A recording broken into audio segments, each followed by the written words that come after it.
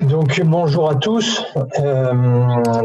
Je suis chargé de mission bâtiment durable chez Neotoa et donc je vais donc vous présenter le projet de la résidence senior. Je vais faire un petit point sur la genèse du projet. Je vais vous parler donner quelques chiffres clés, le planning et puis ensuite les ambitions du projet et en lien avec la démarche C2C et puis les motivations de Neotoa à s'engager dans cette démarche. Un petit point en introduction sur Neotoa. Donc, on est l'OPH de l'Ille-et-Vilaine. Neotoa, c'est un acteur global de l'immobilier depuis près de 100 ans et on est principalement en Ille-et-Vilaine, mais aussi dans quelques départements limitrophes. On a un parc de logements d'environ 22 000 logements et voilà, on est engagé dans de nombreuses démarches environnementales et je pense notamment à la labellisation ISO 26000 et que nous avons entrepris et sur laquelle nous sommes au niveau confirmé sur les volets sociétal, environnemental et économique. Donc c'est Neotoa, comme vous pouvez le voir, c'est environ un petit peu moins de 700 logements neufs par an et 60. Bon, après sur les ventes, c'est un peu moins significatif. Donc je passe sur la genèse de cette opération. La commune de La Chapelle-Thouareau a lancé une consultation pour une résidence senior locative fin 2016. Donc, au tout début du projet, il n'y avait pas d'exigence particulière, si ce n'est la certification NF Habitage QE, étant donné qu'on se situe sur le territoire de Rennes Métropole et que les fonds distribués en quelque sorte par la Rennes Métropole au logement aidé sont liés à l'obtention de cette certification.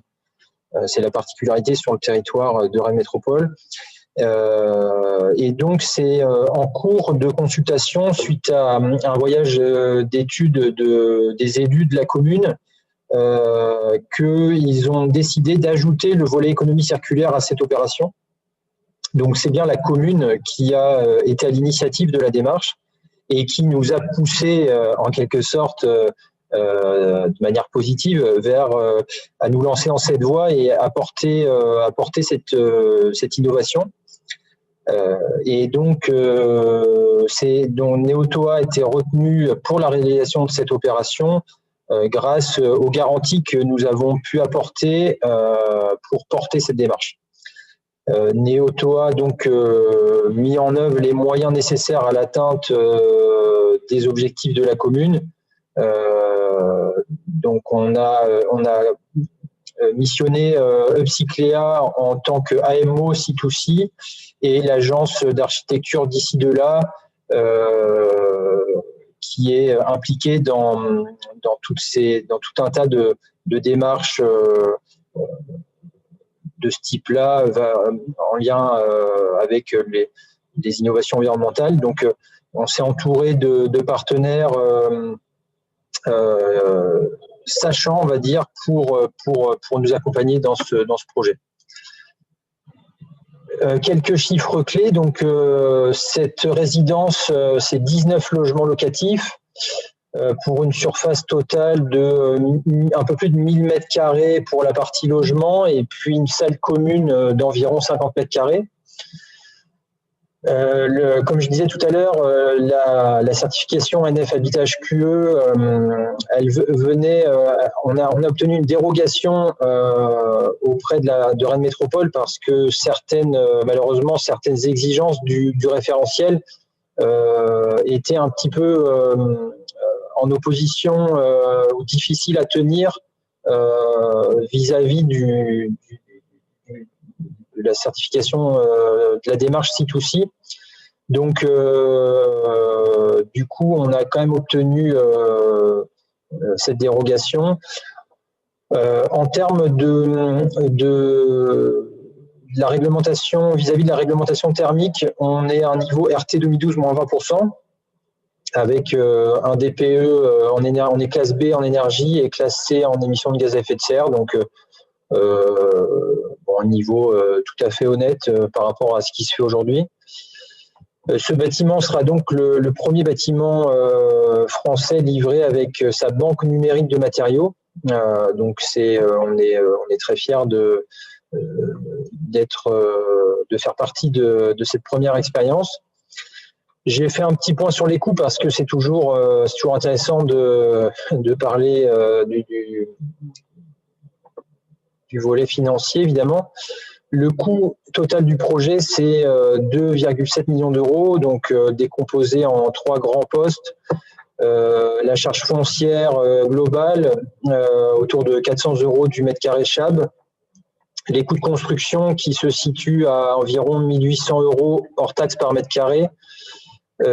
Donc ces coûts, il faut noter que les coûts de construction ont fortement augmenté ces dernières années.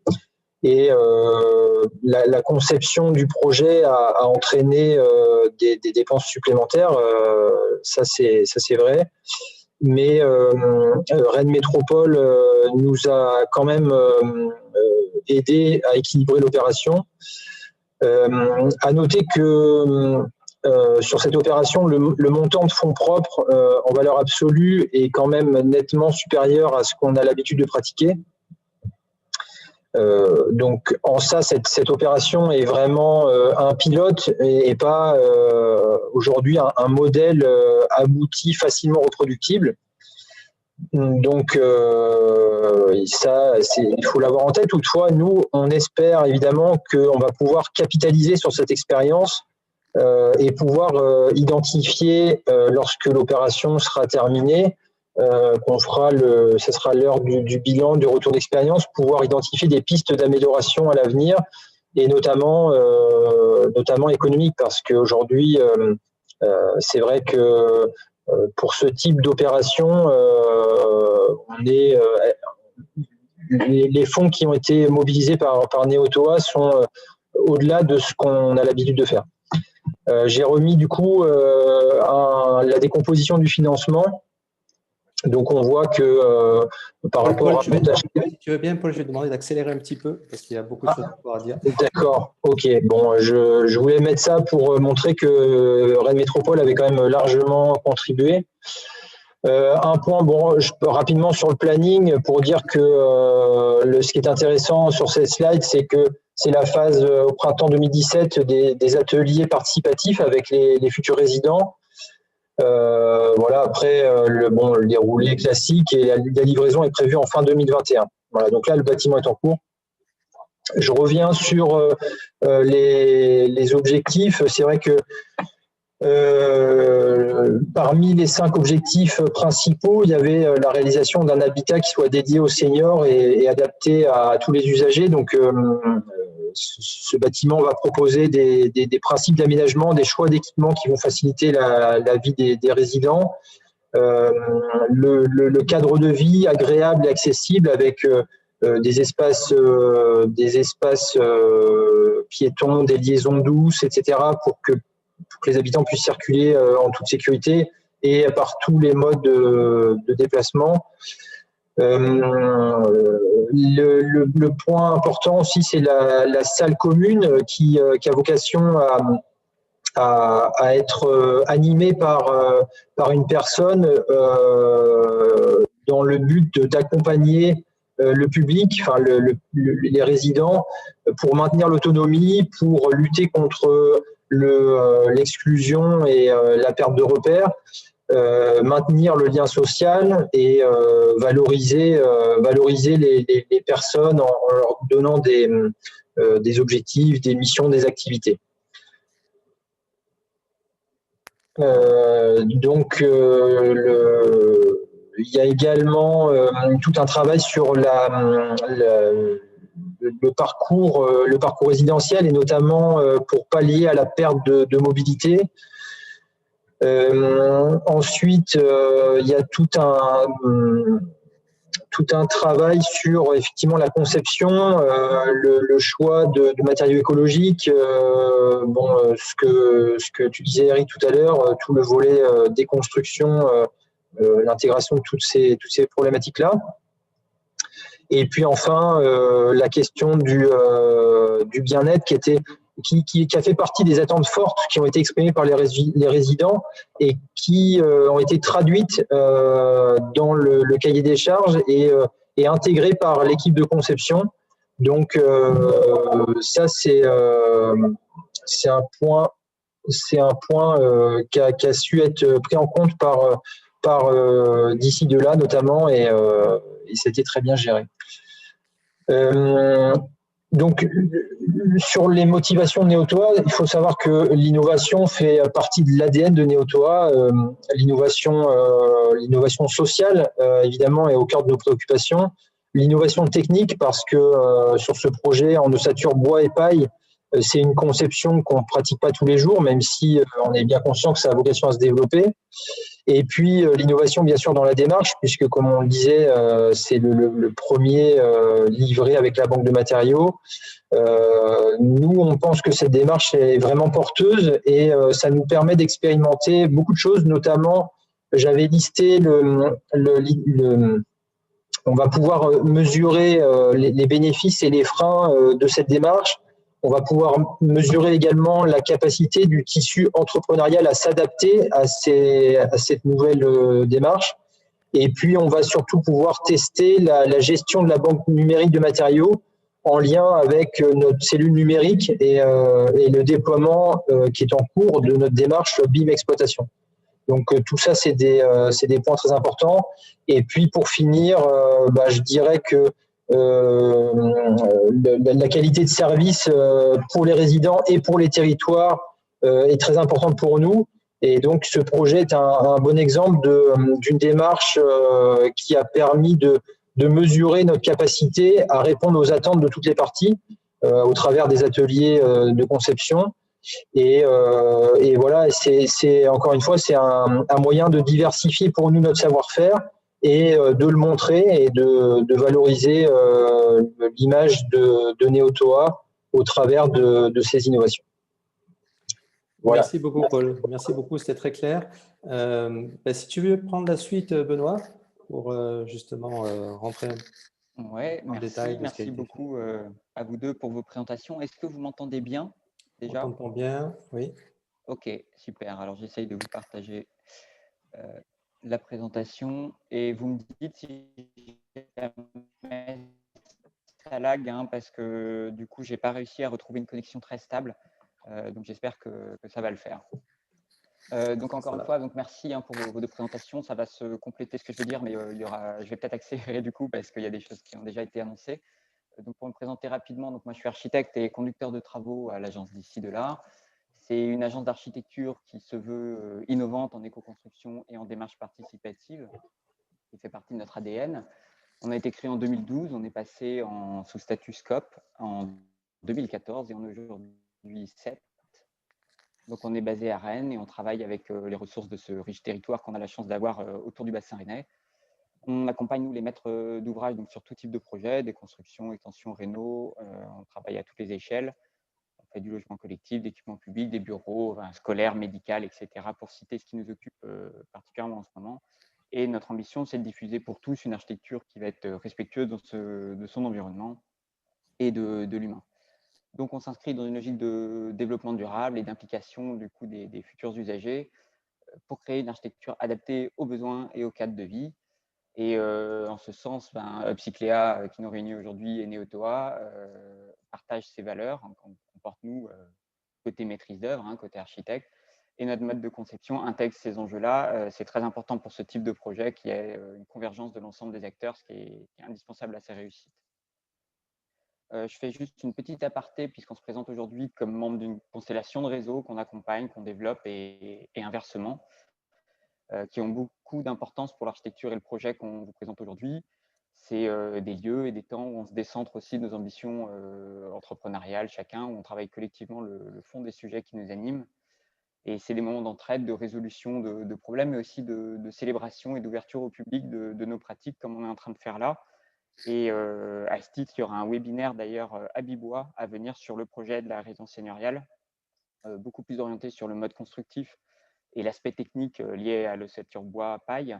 Et pour ceux qui s'intéressent de creuser le sujet, je fournirai le lien à l'issue de la présentation.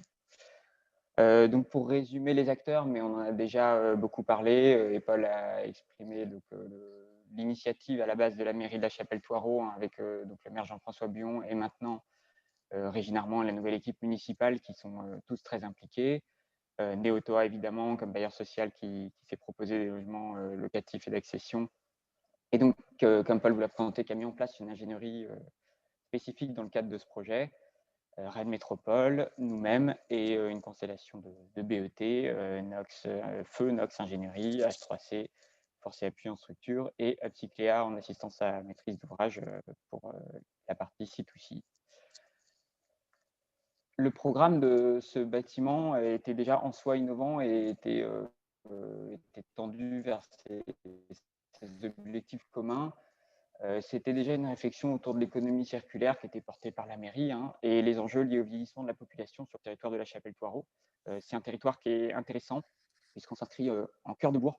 Donc, vous voyez sur la présentation qu'on est face à l'église, vraiment dans un tissu très, très bas, assez peu dense.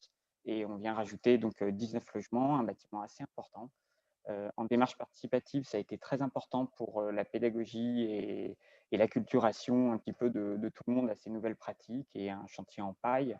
Ça pose beaucoup de questions. Alors c'était très important aussi de pouvoir intégrer la valeur d'usage des futurs résidents ou potentiels futurs résidents d'ailleurs, et de pouvoir exprimer déjà les principes de l'économie circulaire, de pouvoir intégrer tout ça et accueillir la parole et les envies de chacun. Pour y répondre, le projet de résidence senior, il a du coup pour principal objectif l'innovation sociale. Donc là, c'est promouvoir une résidence senior comme un projet d'avenir, agréable à vivre, accessible. C'est un habitat qui est dédié aux seniors en centre-bourg, donc adapté à chaque usager aussi, qui est évolutif, qui va stimuler l'autonomie. On a des parties communes animées, on favorise la solidarité entre générations à l'échelle de la commune. Ça, c'est un aspect très important. On améliore par ce bâtiment le parcours résidentiel du public senior dont Paul parlait tout à l'heure. Et la conception participative avec les futurs usagers et acteurs du projet se fait dans cette démarche écologique d'ensemble.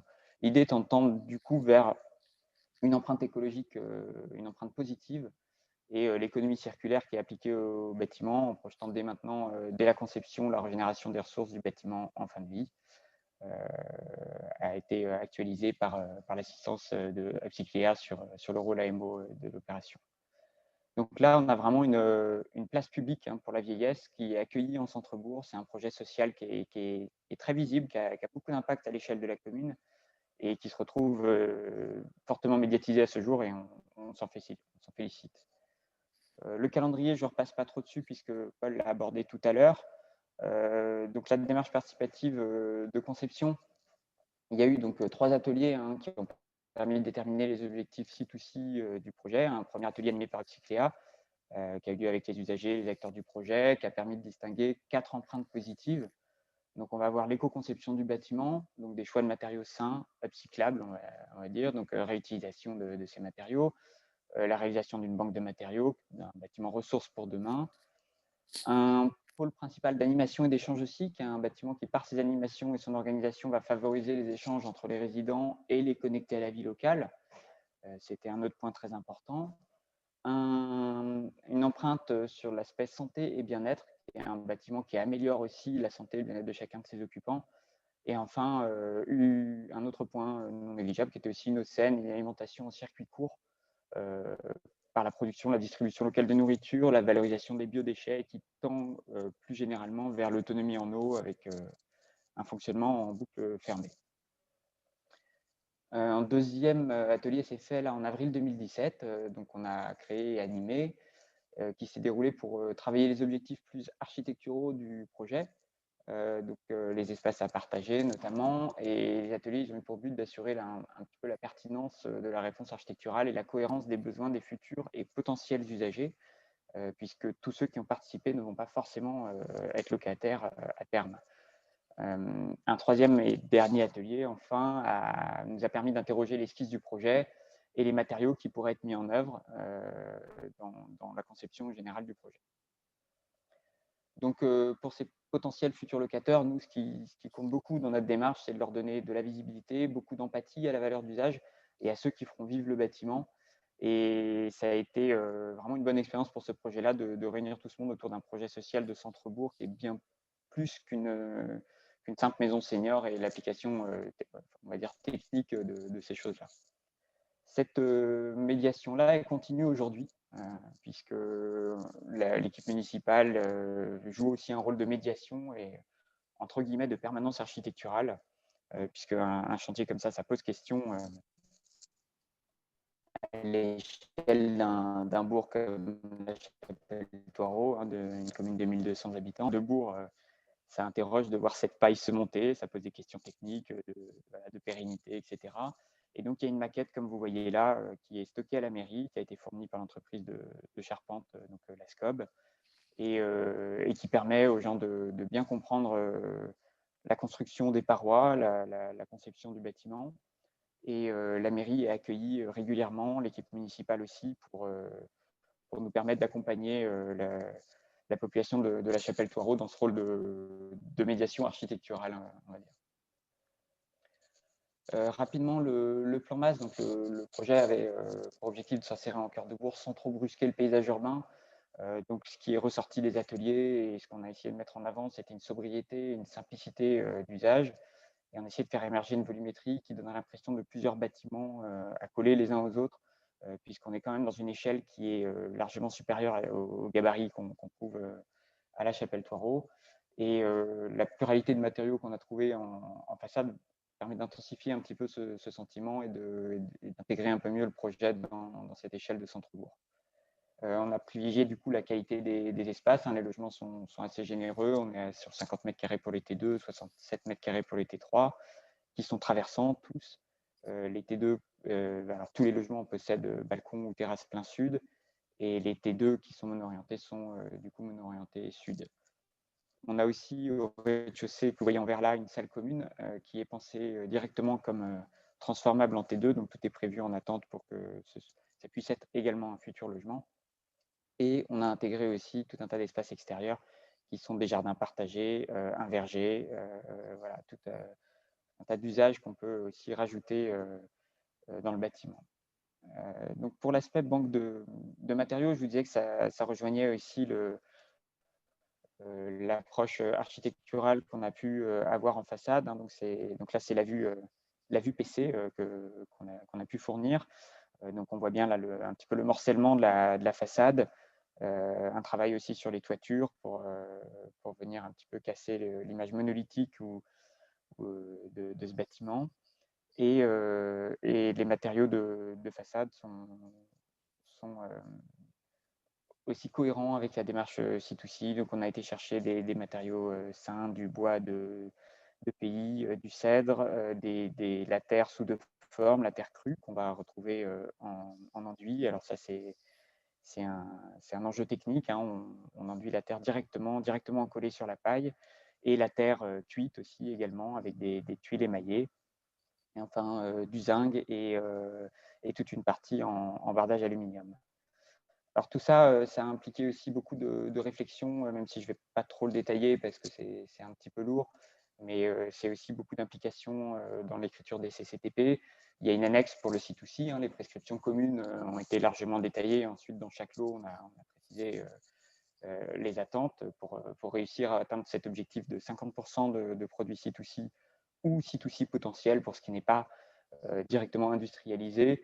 D'autant plus que là, on défend des matériaux sains, des matériaux non industriels comme la paille, comme la terre crue. Donc là, on a aussi toute une logique de C2C potentiel qui est hyper importante, puisque ça permet quand même de garantir les enjeux objectifs sans être contraint par certains produits industrialisés qui ne sont pas forcément ceux qu'on va mettre en place sur ce chantier, par exemple. Donc, dans ces annexes-là, il y a tout un tas de choses sur lesquelles on peut s'appuyer, par exemple des FDES ou des documentations qu'on peut retrouver pour des produits caractérisés. Il y a toute une liste de produits qui sont bannis aussi. Donc, c'est excluant pour des exigences particulières d'air sain. Par exemple, les émissions de CO2 ou de formaldéhyde sont connues, adaptées. Donc, il y a toute une liste de choses qu'on a exclues des CCTP et qui ont eu des implications directes. On parlait du coût tout à l'heure. Par exemple, les bois ont été choisis purgés d'aubier afin de ne pas être traités. Donc voilà, en gaz. Donc tout ça, ça rentre aussi dans la démarche globale qu'on essaye de mener, qu'on mène sur chacun de nos projets et qui là prend tout son sens avec la caractérisation C2C. Mais qui a aussi une incidence sur le coût global, mais qui est dans laquelle on se retrouve si on pense le bâtiment sur son cycle de vie global. Donc voilà, sur cette opération, on a poussé les curseurs assez loin. On n'a pas de PVC, on est entièrement en plancher bois. Les menuiseries sont en aluminium. On n'a pas de PE, c'est en cuivre pour les canalisations, etc. etc. Donc là, voilà, on est allé assez loin, ce qui a nécessité beaucoup de travail aussi en amont dans la partie écrite du projet. Voilà un petit focus chantier maintenant, puisque donc là, c'est des photos que j'ai prises il n'y a pas très longtemps, mais ça a déjà largement changé puisque ça va très très vite. On a un temps de construction qui est assez record aussi, puisque là, on s'inscrit en cœur de bourg. Il y a une bonne partie préfabriquée avec la SCOB pour les murs ossature bois et remplissage page qui sont faits en usine, qui sont livrés et montés sur site. Donc là, on a un temps de gros œuvre de 3 mois. Donc, pour monter en R+3, R+2 plus comble. Donc, ça va très, très vite. On voit donc déjà les prémices des différents types de façades qui se devinent sur l'ossature bois, avec différents types de pare-pluie en fonction des expositions et de ce qu'on va y mettre en bardage.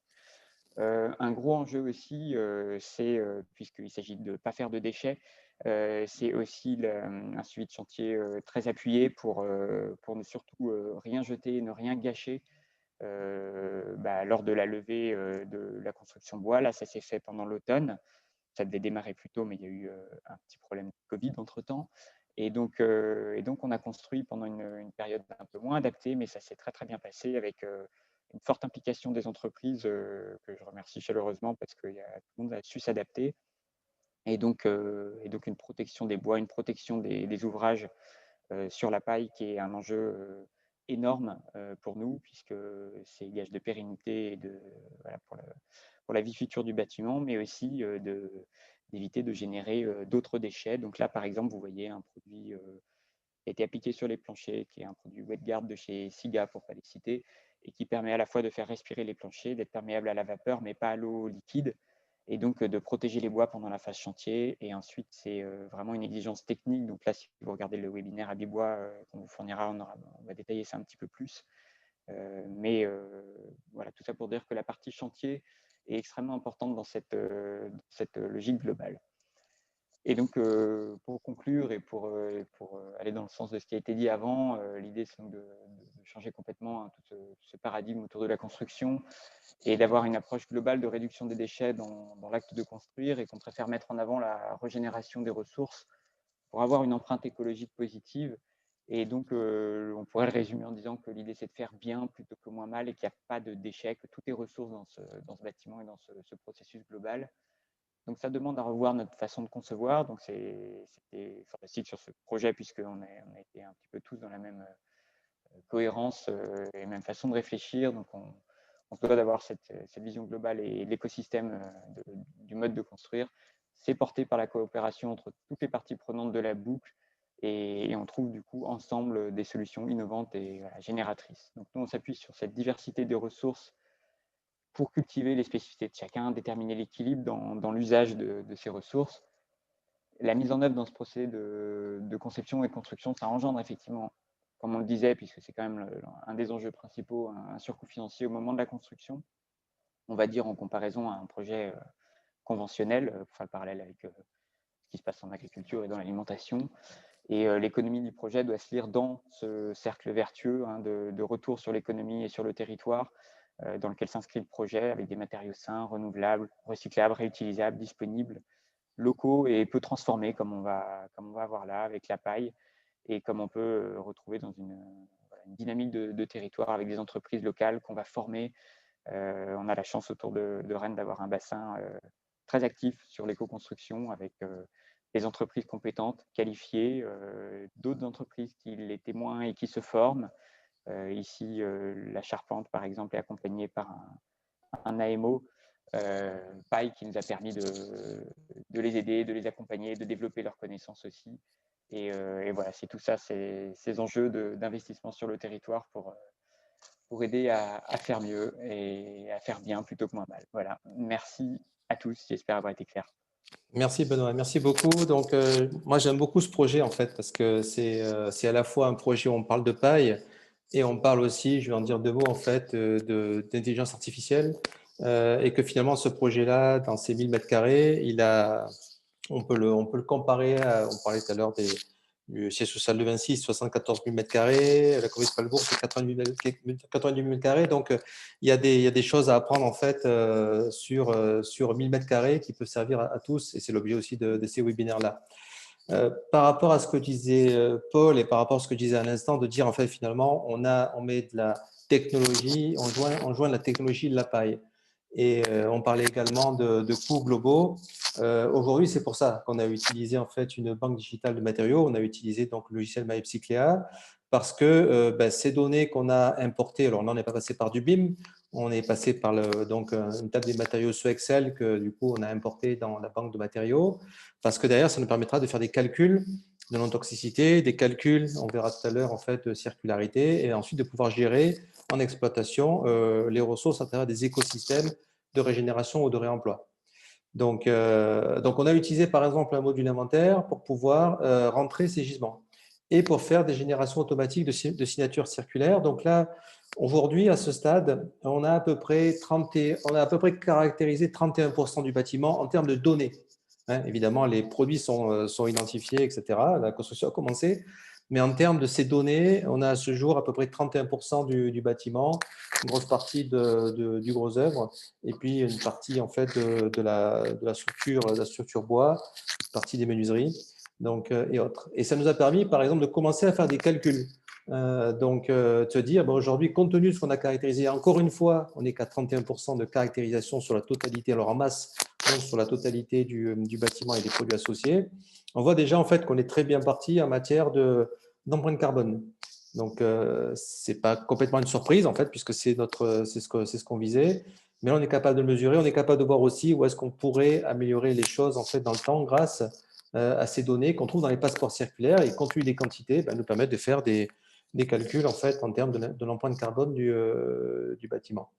On est aussi capable de calculer, de vérifier, je pourrais dire, d'agréger le degré de non-toxicité des produits. Alors, encore une fois, dans ces 31%, on voit on n'a quasiment pas d'éléments en fait, qui sont problématiques. On est quasiment à 100% d'éléments non problématiques. On n'a pas inclus encore là-dedans les parties équipements techniques. Donc, je pense que ça va du coup un petit peu oblitérer le résultat. Mais on aura une vision là aussi très précise de la qualité de non-toxicité du bâtiment, ce qui veut dire que lors des rénovations ultérieures et au fur et à mesure en fait, où les produits de remplacement seront encore plus vertueux d'un point de vue santé, on pourra en fait s'améliorer. Là notamment, on voit qu'on a des produits dont on connaît la toxicité mais qui n'ont pas été vérifiés par des tiers. Donc il faut s'en remettre à d'autodéclaratifs, enfin des preuves qui sont autodéclarées.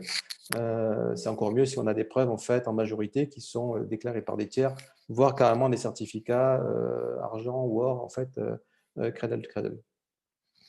On a aussi on peut caractériser grâce à ces données-là, grâce au logiciel, le degré de circularité du bâtiment. Donc aujourd'hui il est bas. Donc on pourrait dire qu'on n'atteint pas nos objectifs puisqu'on veut un bâtiment circulaire, mais je vous rassure, toute la partie circularité en fait, potentiel de circularité qui est plus forte en fait dans le second œuvre que dans le gros œuvre en fait est en train d'être caractérisée. On a quand même un peu de béton en fait dans ce bâtiment-là. Donc c'est pas la partie la plus circulaire et c'est ce qu'on retrouve le plus dans ces 31% qui est représenté. Donc on voit bien d'ailleurs, on voit bien que pour l'instant la partie la plus présente en masse, en fait, ne contribue qu'à 3% à ce stade de circularité. Donc, on a toute la partie bois qui doit continuer à être rentrée pour pouvoir compenser ça.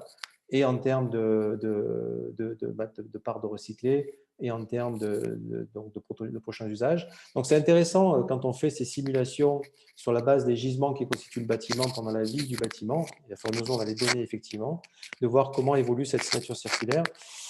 Et on a également quelque chose qui est intéressant, c'est la valeur économique résiduelle, c'est-à-dire que ce que disait Paul tout à l'heure, c'est que ça coûte un peu plus cher, ou ça coûte par exemple, pour des raisons de santé, un peu plus cher d'avoir du bois purgé d'aubier pour éviter les produits de protection qui vont émettre ne pas contribuer à la qualité de l'air intérieur.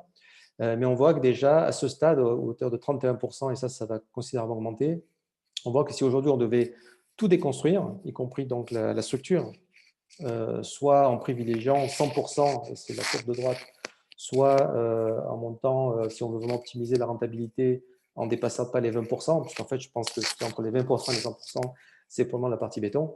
Donc, on peut arriver en fait à générer, à ce stade déjà, à prévoir une valeur ajoutée qui correspond en hypothèse entre 4 et 9% du coût d'acquisition initiale des produits, si on privilégie la rentabilité. Si on regarde ça sur un certain nombre de rénovations, sur 30 ans, donc avec en tenant compte des cycles de répétition, de renouvellement des produits, on peut là aussi, évidemment, on diminue cet impact parce que c'est comme une voiture, hein, plus elle change de main, plus elle perd de valeur en cumulé. C'est pour ça qu'un bâtiment coûte 3-4 fois plus cher que le coût initial pendant sa vie. Mais là, on est capable là aussi de pouvoir voir ce qu'on peut récupérer. Et encore une fois, on n'est pas sur 31%, donc on n'a pas les parties qui sont les plus intéressantes quand on raisonne sur le coût global. Ça, c'est intéressant, et c'est intéressant notamment parce que derrière, c'est ce que disait aussi Paul, c'est qu'une fois qu'on a récupéré un bâtiment qui est caractérisé, c'est-à-dire à 100% et 50% en termes de produits circulaires, on a nos gisements qui sont bien caractérisés, et derrière, on peut avoir quelqu'un, un ressource manager, qui va être capable de pouvoir, compte tenu des besoins qui ont été exprimés par ailleurs, donc pouvoir dire, tiens, mon gisement arrive en fin de vie parce que je vais rénover par exemple je vais peut-être transformer justement la salle commune en un T2, donc ça va occasionner des travaux, même si on les a minimisés dans l'esprit, dans la conception.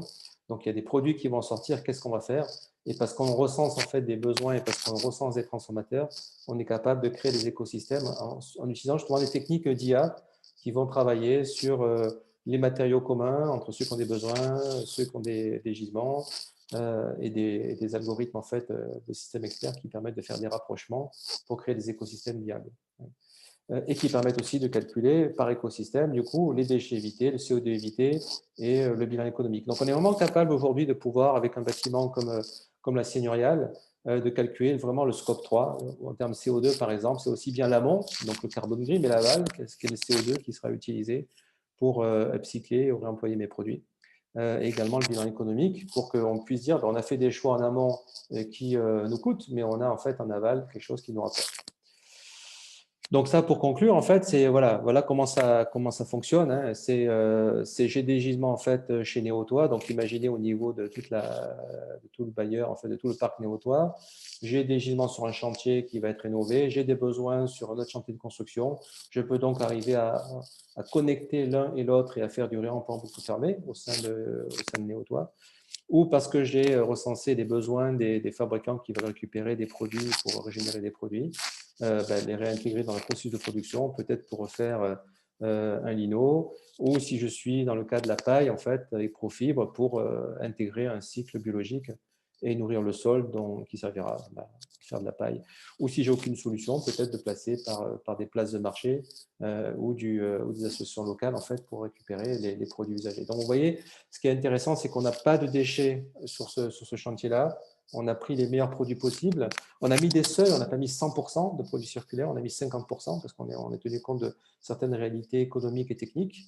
Mais tout est pensé pour pouvoir qu'à l'issue, ces produits puissent être facilement réemployés, facilement donc upcyclés, parce qu'ils sont tracés, ils sont caractérisés, et on connaît les débouchés et on connaît les transformateurs locaux qui nous permettront en fait finalement de transformer un produit usagé dans la matière première secondaire ou le réemploi qu'a besoin quelqu'un qui l'a déclaré.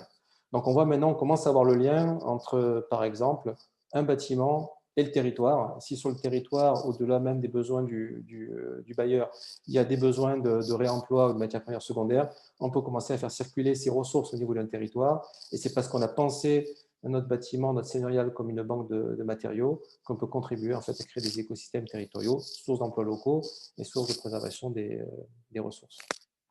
Voilà. Juste pour vous dire, en fait, on a pris finalement beaucoup plus de temps que ce qu'on imaginait, donc il n'y aura pas beaucoup de place pour les questions, je suis vraiment désolé, mais par contre, ce que je vous suggère, c'est de m'adresser les questions sur eric@epsyclea.com et on y répondra, Paul, Benoît et moi-même, on y répondra et on les partagera entre vous tous. En général, on réserve au moins 15 minutes aux questions, mais là, on a beaucoup de choses à partager, puis on était nombreux. Donc, je vais juste profiter des quelques minutes qui restent, la minute qui reste, pour vous dire que la semaine prochaine, on aura un autre témoignage sur alors un bâtiment d'une plus grande ampleur, avec là une approche beaucoup plus pas industrielle, parce que ce qu'on a fait sur la seigneuriale, c'est complètement, vous avez vu, industrialisé et digitalisé, mais quelque chose qui sera plus tertiaire. On était plus sur du quasi-résidentiel, en fait, que ce que vous avez vu sur la seigneuriale. Donc, l'autre versant, je dirais, de la chose, c'est qu'est-ce que ça donne sur des bâtiments, et pour le coup terminés, en matière de bâtiments tertiaires. Donc, avec Agnesi Kubina, qui est le patron en fait, du bureau d'études qui travaille au sein de Constructia, qui est un gros constructeur espagnol, qui témoignera en fait aussi du bâtiment circulaire qu'ils ont construit pour leur siège social à Madrid.